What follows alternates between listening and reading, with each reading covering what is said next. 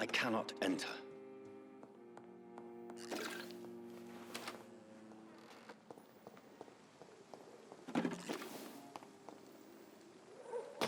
You're mine, vermin!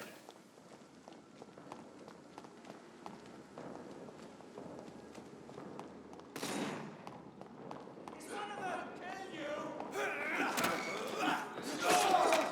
I hate beaches.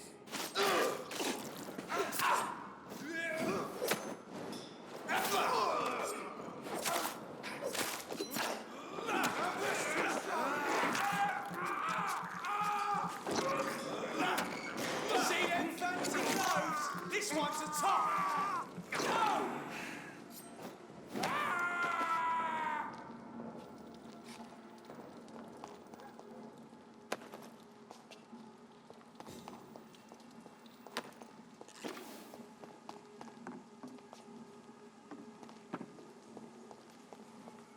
It's locked. I cannot enter.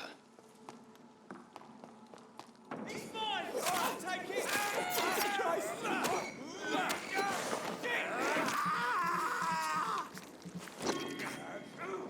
Die, vermin!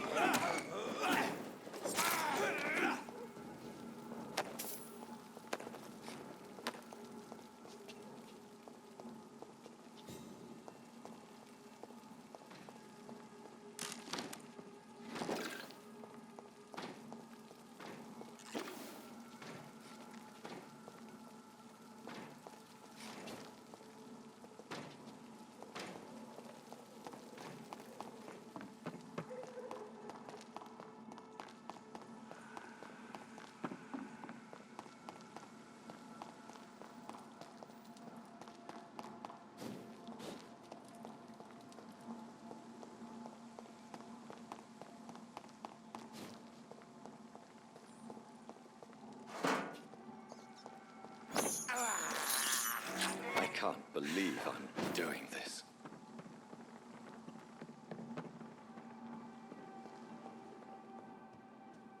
It's locked.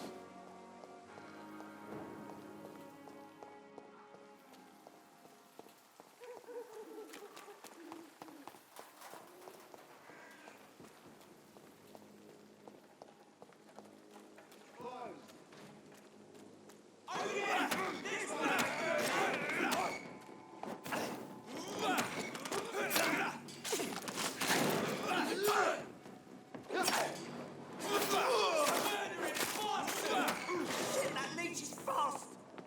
Watch out!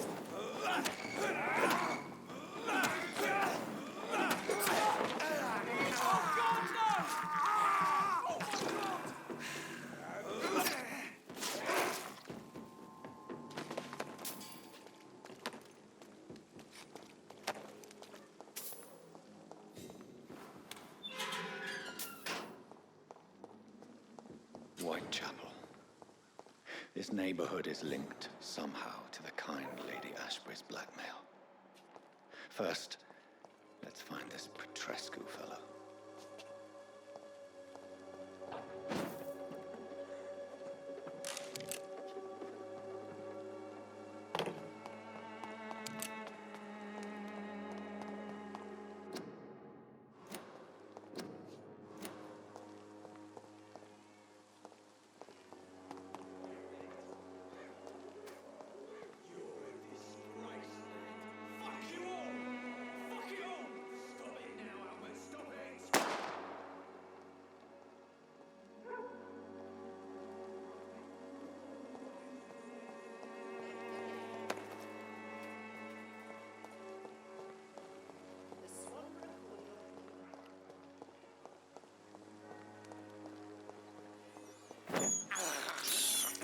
I have this thirst for blood.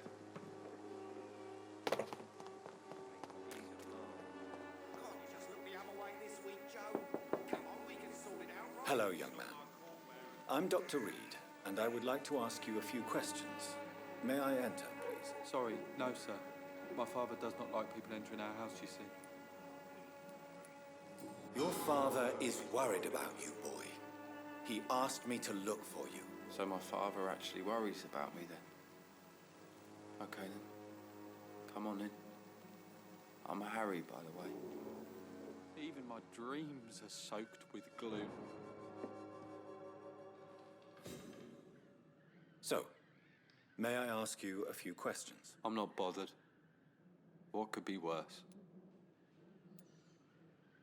Do you know Nurse Dorothy Crane from the Pembroke Hospital? I'd like to know more about her. Yes, I know her. She came here to examine me when I was very sick.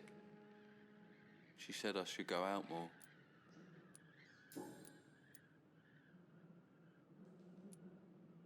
How do you feel? I'm fine.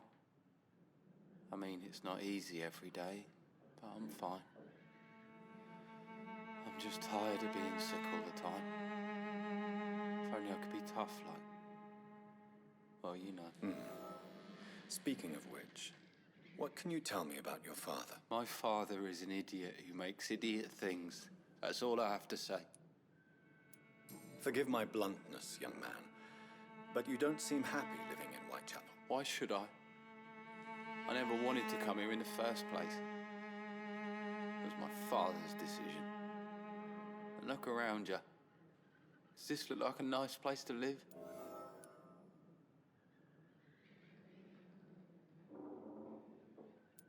You have a roof over your head, a place to call home.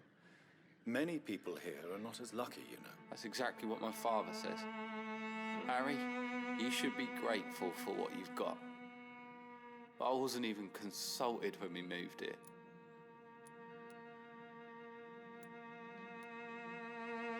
If life here is so terrible for you, why don't you just leave this place? Have you ever spoken to your father about it? I don't go outside. It terrifies me so. I went outside once without my father noticing and I saw terrible things. Bloody and frightening things. So that's why you stay at home all day? For fear of the epidemic? I'm not afraid of disease or death, Dr. Reed. It's the living I'm afraid of.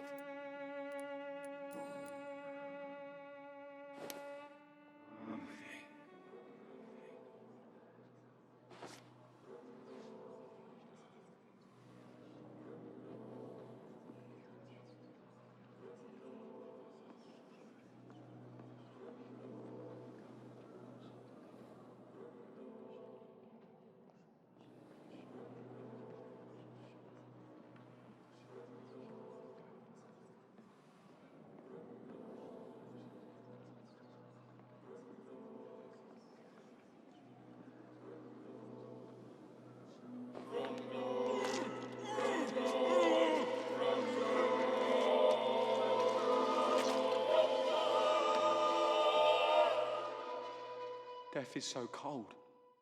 I hoped it would be more meaningful.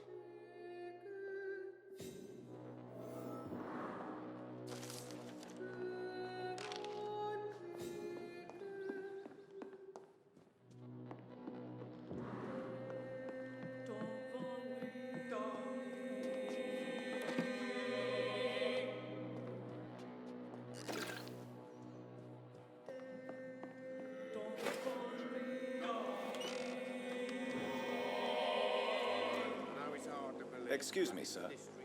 I have a few questions for you. Another journalist? I didn't answer the first one, so piss off. I'm not a journalist, I'm a doctor. A doctor, you say? It's quite a rare breed in this part of town. Really? But still, here I am. Dr. Jonathan Reed, at your service. I'm Joe Peterson to some, but Colossus Joe to most. And I don't remember asking for your service, sir. Have you heard of a nurse named Dorothy Crane? She's a colleague of mine, and is supposed to live around here. Dorothy Crane?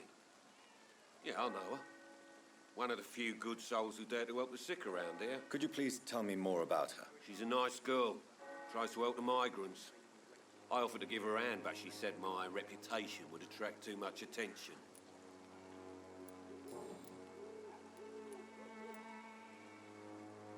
According to you, physicians are scarce in this part of town. Why is that? Not familiar with this neighborhood, are you? I guess your fancy colleagues are too afraid of being stabbed in the back. This part of town does have quite a reputation. Would you say it's justified? Totally. Look at me, for instance. I always look my opponent in the eye before knocking him out.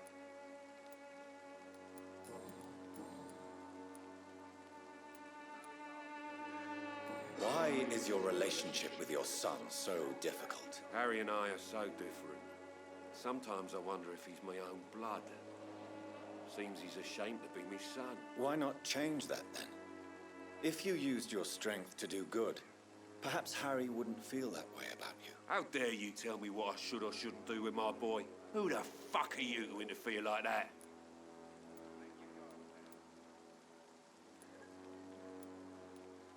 I mean no harm to your family. But if you want my advice, this is no place to raise a child. No matter where we live, Harry will always be sick and frail. At least here, I'm respected. And no one will ever dare touch him.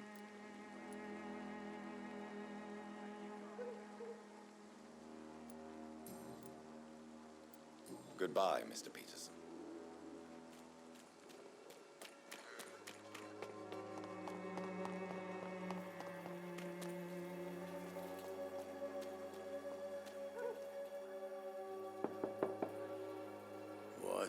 What do you want?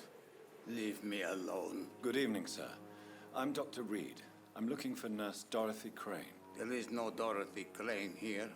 Now, goodbye. I'm afraid this medical leaflet says the opposite, sir. Really? Well, I'm afraid I'm going to close this door right now. Go bother someone else, Mr. Doctor. To enter that house, I must discover who this man really is. Maybe I could start by observing what he's up to.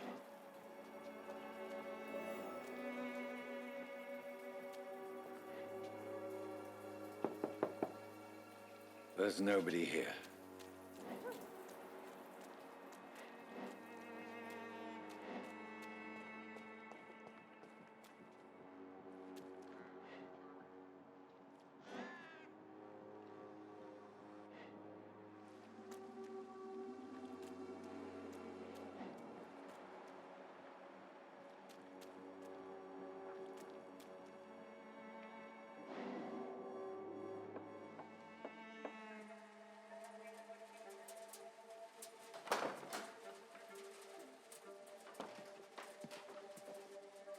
A strange man was at the door with a pass for our medical facility. I refused him entry.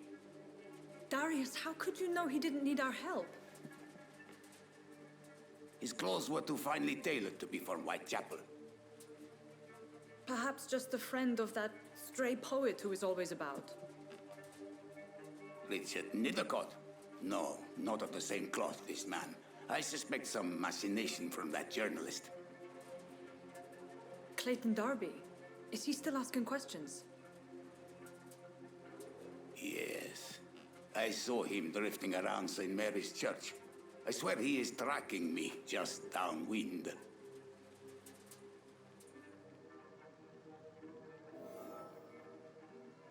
It's locked. I must talk to that journalist or the poet. They must know about Darius. Nearby the church they just mentioned.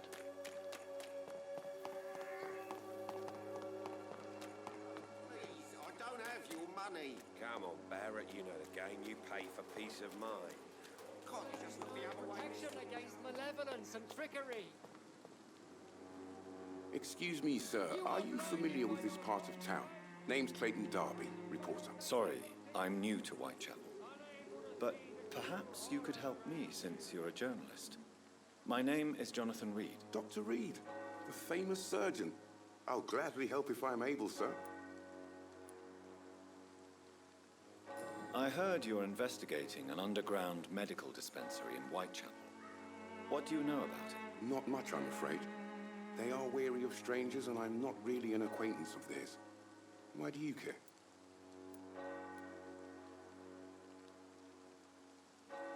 I'm afraid one of the nurses from the Pembroke Hospital may be involved with unsavory activities. Ah, could it be Dorothy Crane? Without a doubt, you are a damn fine journalist, Mr. Darby.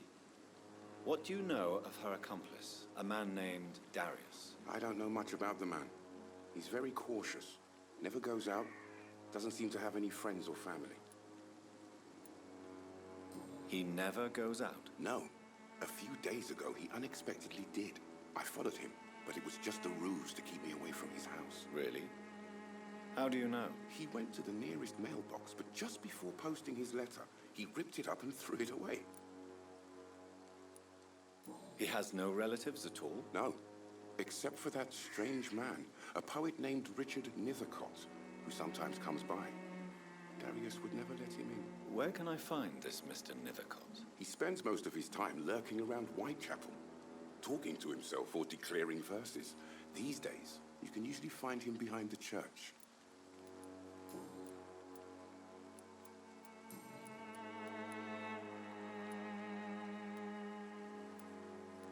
Have you any idea of the danger you face in these streets at night? I've had to run and hide more than once from frenzied mobs incensed by the fever. Do you think the flu is really responsible for this, Doctor?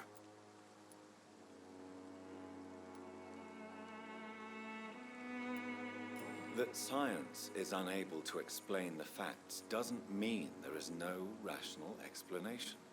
I confess, I share your point of view, Doctor.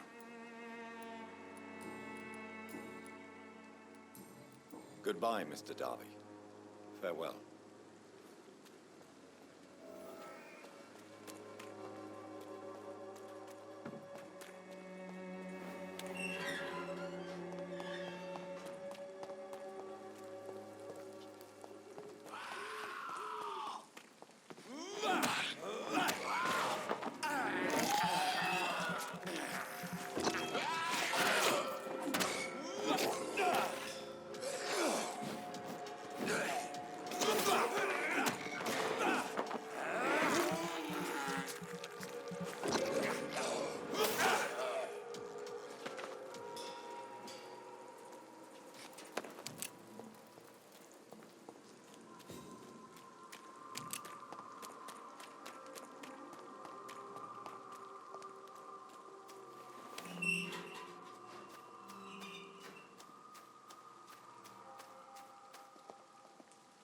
Good evening, sir.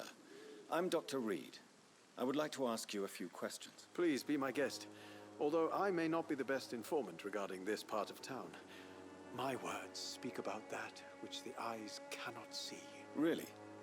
Are you an artist of some kind? I'm a poet, sir. Richard Nithercott, at your service. May I ask you a few questions about the district? Extraordinary part of town, is it not? I'll be glad to help you, if I can. What can you tell me about an old man called Darius? Darius Petrescu. Yes, I know him. At first, I thought he was only a small publisher. I invited him to publish my work, but his reaction was pretty clear. Not interested in your talent? Darius is an old political activist who takes delight in printing tracts and lampoons. Those communist activities only require mediocre writing skills. I'll leave you alone, sir.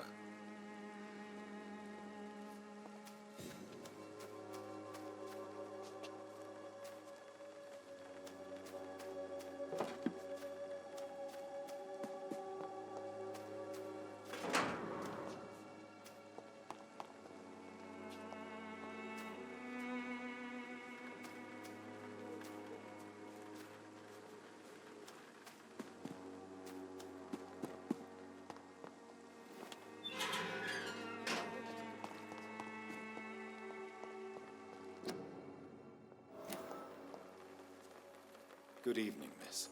I'm Dr. Reed. I'd like to ask you a few questions.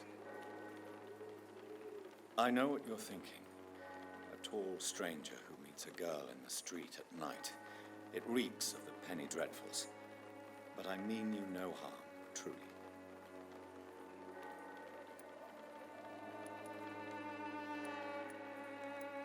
Camellia, I know you work for Dorothy Crane. Please tell me about her secret dispensary. A stubborn and mute comrade. Nurse Crane and Darius Petrescu have been. I know you understand what I'm saying. Your silence has nothing to do with you being mute, does it? Very well. Goodbye then.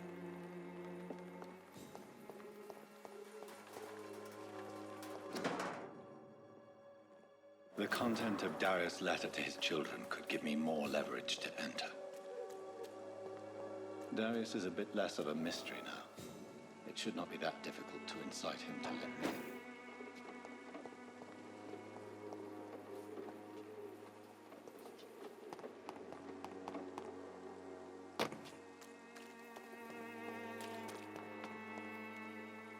Don't be shy, handsome.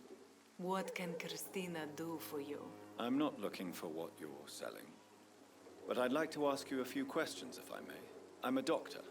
Dr. Reed. All right then, but be quick. Though I usually get paid when I open my mouth. Do you know Nurse Dorothy Crane from the Pembroke Hospital?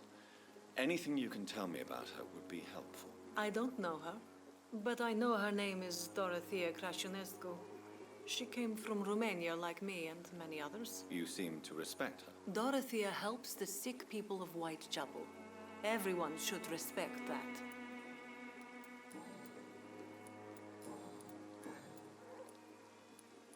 Tell me about yourself. Are you joking with me? People don't usually come to see me for conversation. I have no interest in your work. I am, however, curious as to what led you into this career. Short story. The war, exile, and England. This country is not especially welcoming. I've been refused many jobs because of where I am from. I had few options left.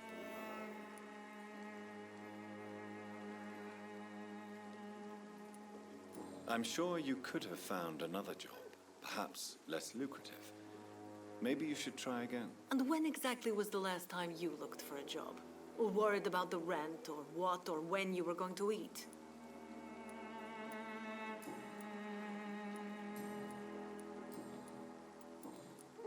Christina, have you been examined? The epidemic is spreading fast in London, and you could be exposed, or expose others. I don't like doctors or hospitals, but I don't like you asking questions.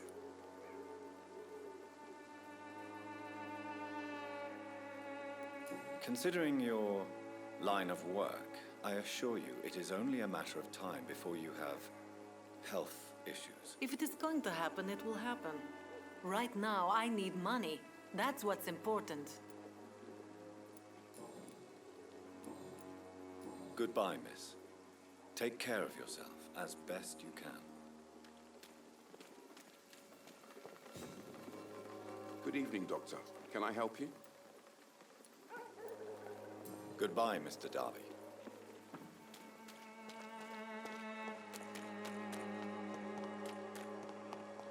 Joe, how long have we known each other? We even used to be neighbours, for Christ's sake. I'd prefer not to give you another beating, Bab. Welcome, sir. Please, take a browse of my wares. I am Dr. Reed. I would like to ask you a few questions, if you don't mind. Doctor? Interesting. I'm Barrett Lewis. Usually I don't have time to waste with talk, but at this hour of the night I can hardly refuse. Right then. Show me what you have.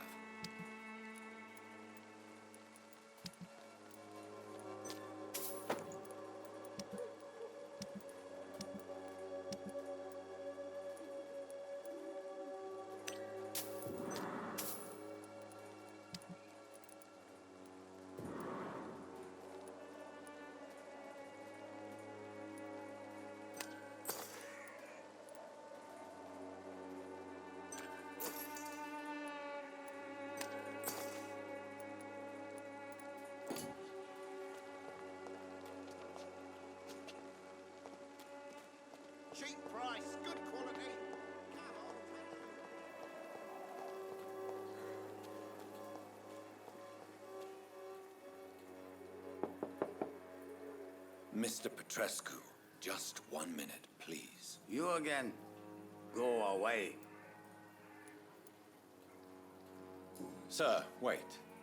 Stop this nonsense. I know Nurse Crane is here. Shall we speak man to man, you and I? All right. Speak up. Don't you see we're on the same side? We fight to help the poor, sick, and abandoned. I'm nothing like you, Mr. Doctor. Yes, you are. You too believe in providing medical care without charge. You know what we have to sacrifice to make the world a better place. I have to admit your words have conviction. All right, I'll let you see, Dorothea. Don't make me regret this, though.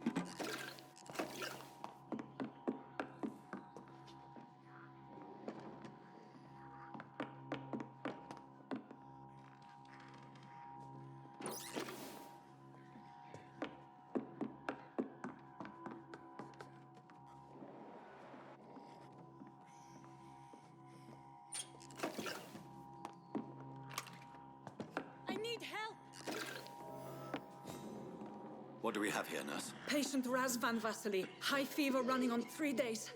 Complaints of dizziness, muscle aches, and head pain. Diagnosed with influenza. Treatment? Aspirin and salicin for the fever and discomfort. Liquids for dehydration, but he's having trouble keeping even water down. Aspirin and salicin, you say? Why not some warm milk and a kiss on the cheek? Where are the quinine salts? Tried buying, borrowing, even stealing. There's none to be found, Doctor. He's not convulsing, he's choking. He's not getting any air. Scalpel! Hand me that scalpel! What can I do, Doctor? It's too dangerous to operate with these convulsions. Sedative, nurse. Do we have any anesthetics? I'm sorry, Doctor. None at all.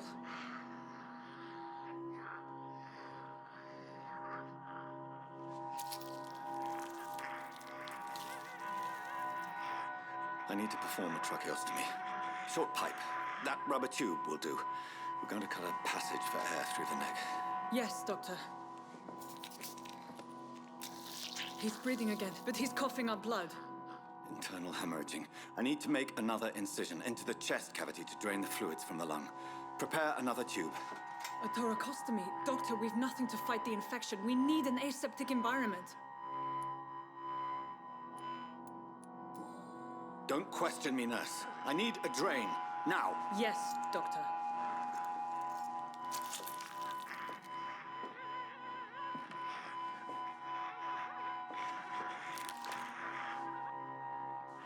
He's still bleeding, Doctor.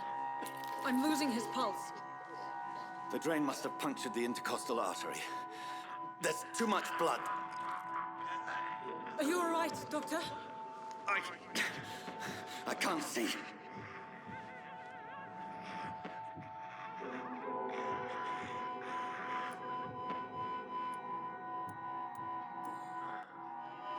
I must first suture the artery. Find the wound. The source of the blood. Needle and thread, Doctor. Good. The stitches are holding. How's he doing? We're losing him. We've lost his pulse. He's dying, Doctor.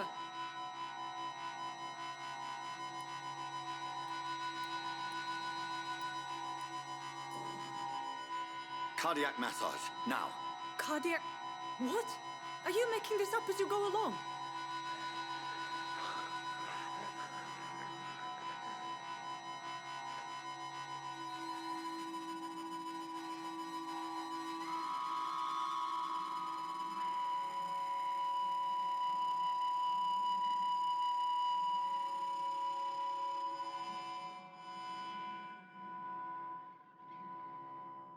We've lost the pulse. He's gone, Doctor. Nurse, we did everything we could. Truly? Everything you could. Is that how you'll report this in your log? Is this how the war went? Piling up one poor corpse beside the next? This was not an influenza-induced seizure. I've never seen symptoms like these on the continent. Neither have I. But the previous symptoms leading up to this attack were the same, indistinguishable from the epidemic. No. There was something more vile in these reactions. Something primitive. There have been numerous reports of mental breakdowns caused by the fever that accompanies the flu itself, Doctor. Yes, but... I'd best take some samples of the blood for analysis.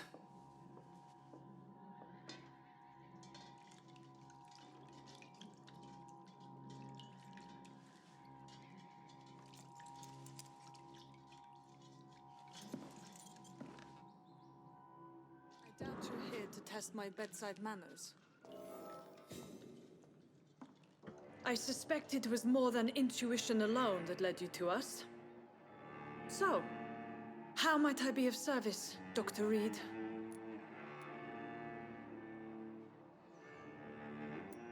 I've come to put an end to this insufferable blackmailing, Dorothy. Doctor, you think your warnings scare me? I've stolen and plied, blackmailed and lied, but what else am I to do? I'm all these people have.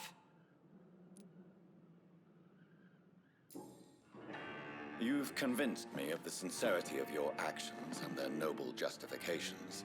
But all the same, blackmail is a crime, and it will stop, Nurse Crane. So, are you going to turn me over to the authorities?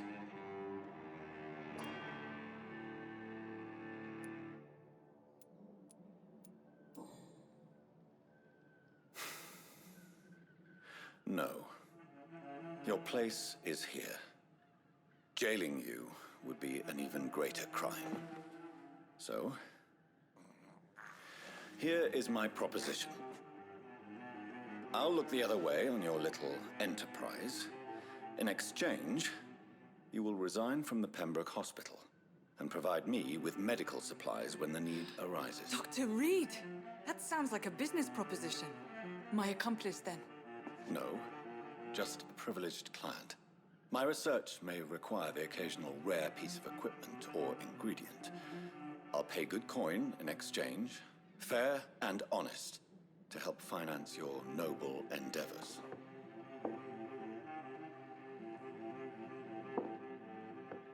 We have ourselves a deal, Doctor.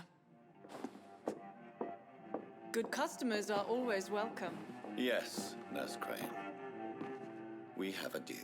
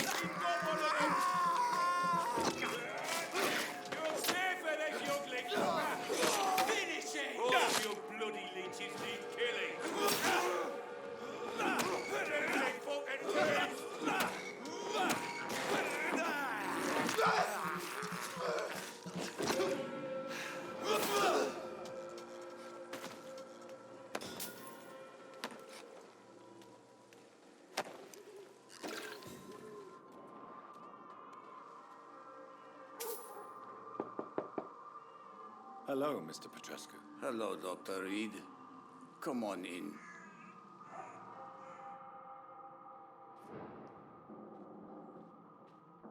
If you want to talk to Dorothea, you must go across the courtyard and... We've not been formally introduced. I am...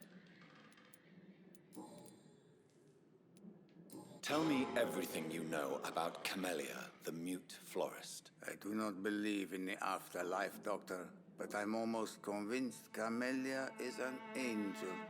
She volunteered to give out our medical leaflets. Tell me...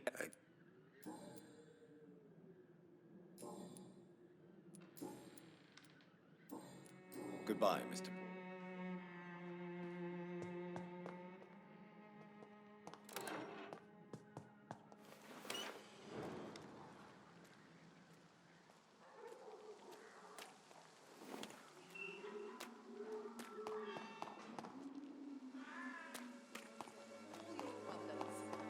As long as you have the money. Good evening, miss. Good evening, sir. Are you interested in a miraculous cure for this unknown and deadly epidemic? Actually, I am. Then you have come to the right place. The famous Swanborough cordial is all you need to help keep you in perfect health. Oh, really? Why didn't I hear about it during my studies? I'm Jonathan Reed, by the way. Dr. Jonathan Reed. Ah, my brother has spoken of your research, sir. I'm Loretta Swanborough, and it's always a pleasure to meet a fellow healer.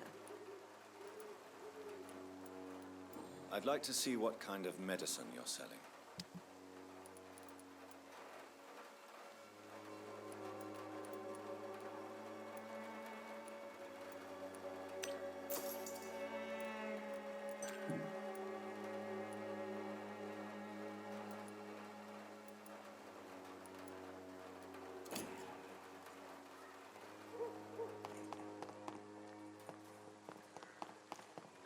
Someday you'll understand.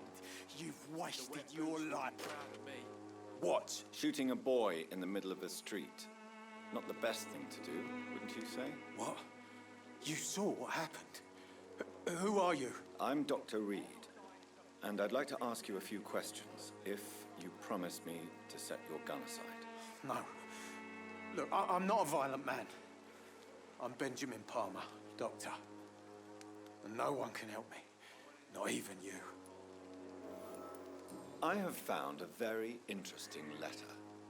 Your son planned to prove his worth to the gang by stealing your medicine. Oh, I see. So the little bugger thought he could use his dad to build a reputation. The gang's recruiter was dead when I found him. Perhaps you should take better care of your son. I love my Albert, sir. Believe me. It's just... well, I'm an arsehole, I suppose. Anyway, thanks for the letter. This is for your trouble. A gun, alcohol, and a bad temper make a terrible cocktail, sir. Goodbye for now.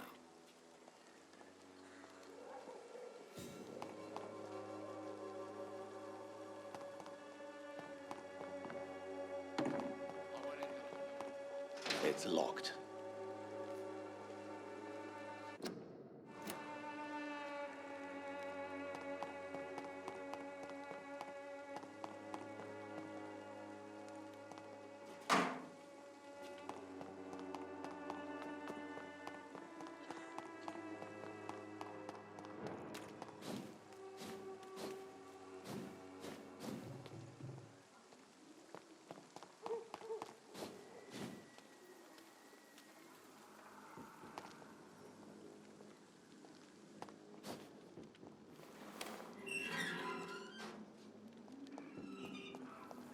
Human blood.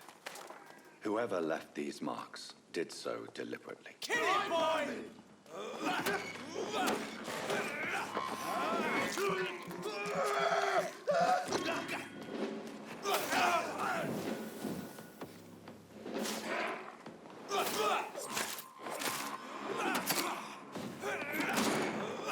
Burn it, boys!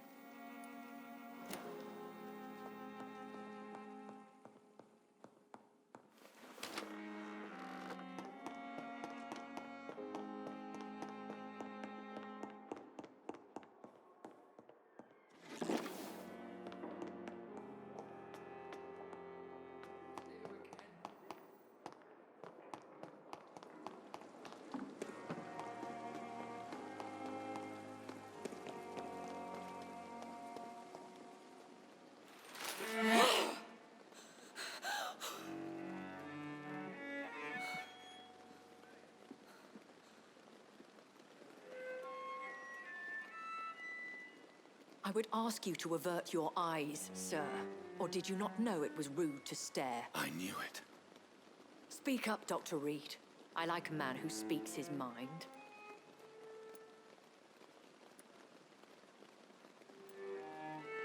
Hiding your true appetites behind a facade of compassion. Bravo. Very clever indeed. Spare me your sarcasm, Jonathan. You are but newly born in this world.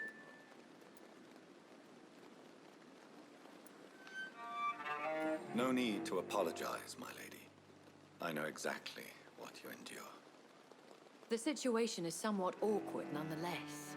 I have not been observed sustaining myself for many decades.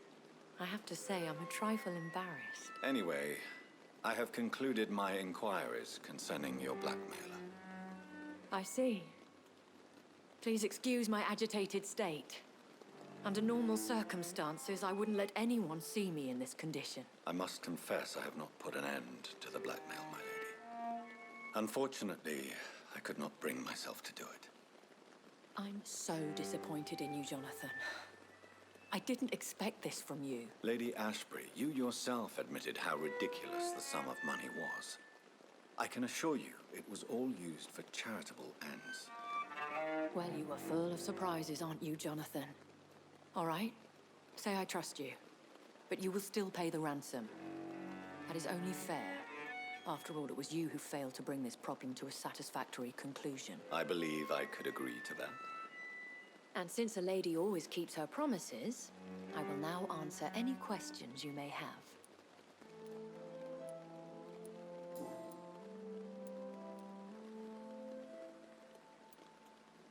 Why did you save me in the canning factory?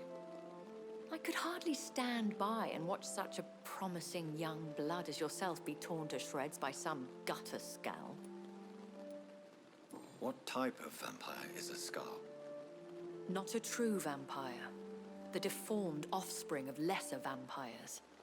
It is a shame these creatures run wild, slaves to their baser instincts. William Bishop wasn't the vampire that created me then? No, Jonathan. Whatever their strength and demeanor, Skulls are the progeny of careless vampires. It cannot be the other way round. I know this is beyond the pale, but may I inquire your age? Really? And I thought you were gentlemen. If you must know, I'm 27. I've been 27 for a long time now, and 27 I shall remain.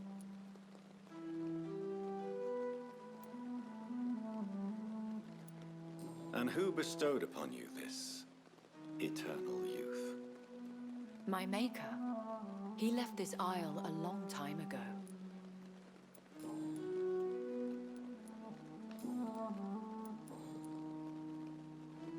Are there many vampires here in London? Immortals are of a rare breed, and we often tend to hide.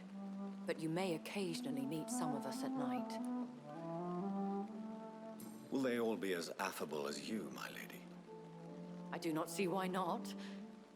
But remember, even the shark smiles before he bites. That sounds like a lesson from experience. Vampire politics are as intricate and sometimes tedious as a game of chess in a gentleman's club. I've learned from experience it is best to decline to play. Do you know any of them? Have you an idea of the identity of the vampire who attacked me? You mean your maker? No, Jonathan, I have no clue.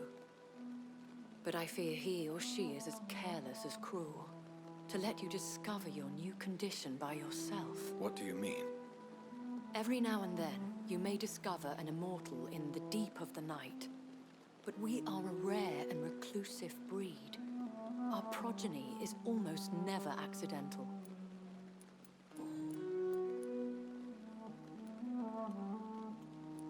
When I awoke, changed, I was chased and attacked by vampire hunters.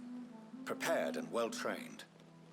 Though I can't be certain, more than likely it was the once glorious Guard of Priwen. You make them sound like some sort of cult. more a society. And like all the best ones, a secret society. I thought them almost gone, but it seemed they have been recruiting. Once glorious, but still dangerous. They have seen better days, but all fanatics are dangerous. You would be wise to stay clear. They are sworn to destroy our kind. I've been away from London and England for 3 years. This isn't the city I remember. Things have gone from bad to worse here, Jonathan. I've lived in this city for a long time, and I've never seen it like this. The Spanish flu has hit London that bad. Yes, but it's not just that. I've heard things. Things I've not heard for a very, very long time. There are whispers in the shadows. Something far worse than the Spanish flu is here in the city. What is it you fear? Fear has long since flown this form. But there is something malevolent circling us. I feel fear is merely waiting in the wings.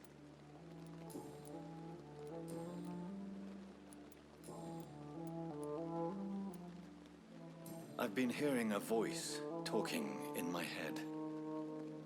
Is this some kind of insanity?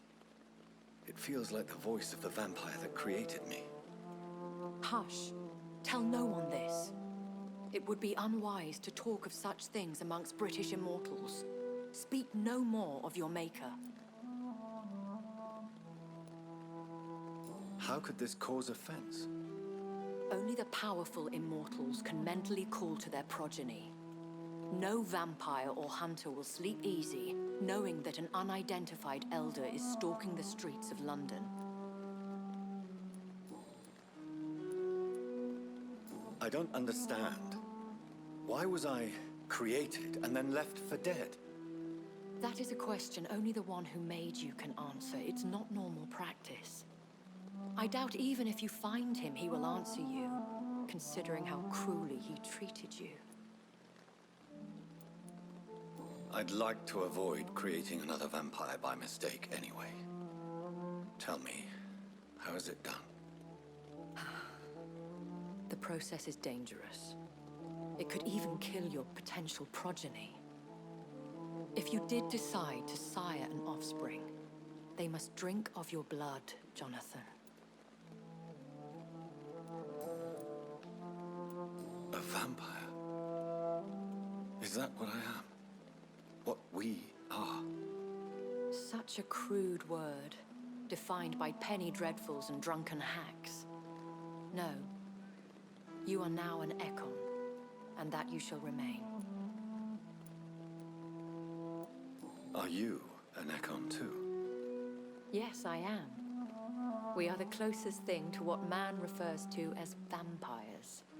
Forget what you think you know about us. So we are Ekons.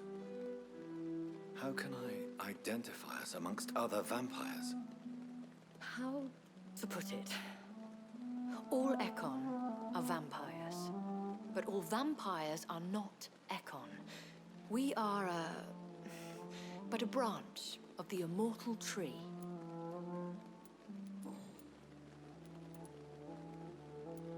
I've been hearing a voice. Hush. Excuse my forwardness, but are you my maker? Me? Goodness, no. Only a foolish immortal would create a progeny without taking precaution, and I'm no fool. I don't... That is a... So me being a vampire could have been a mistake. I very much doubt it, Jonathan. Contrary to the legends, it is not as simple to make another vampire by just biting someone.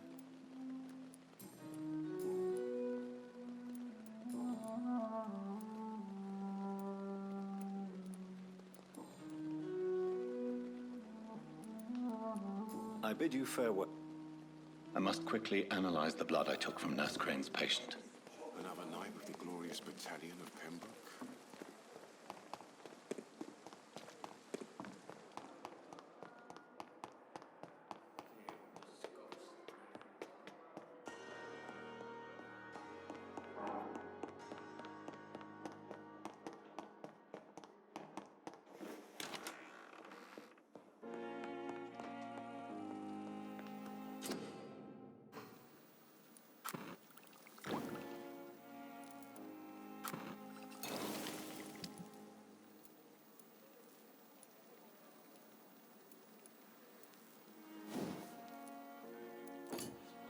Razvan Vasily was infected by Spanish flu, but also has the highly unstable blood of the Scowls.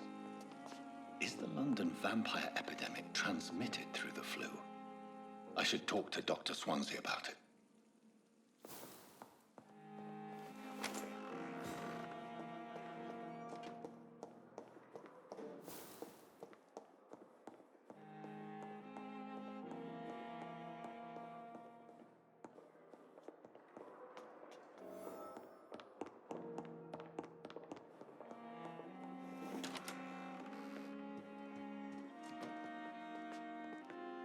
Evening, Edgar. Could I get your professional opinion? Please speak, but I have something important to tell you. This strain of flu, it's very different from the one I saw in Europe. It's downright peculiar. Really? What makes you say that?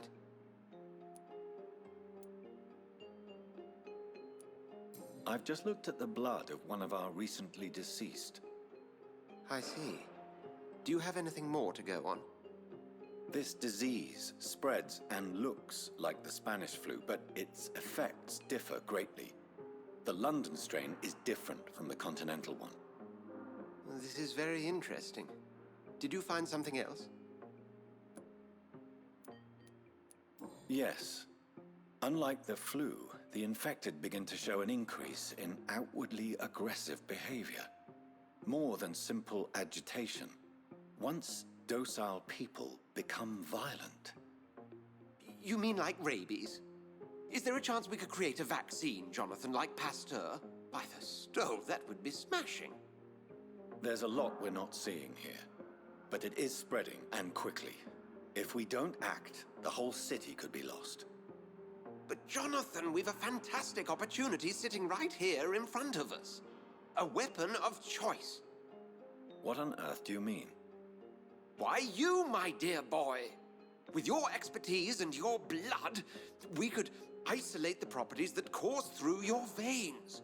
Think about the possibilities.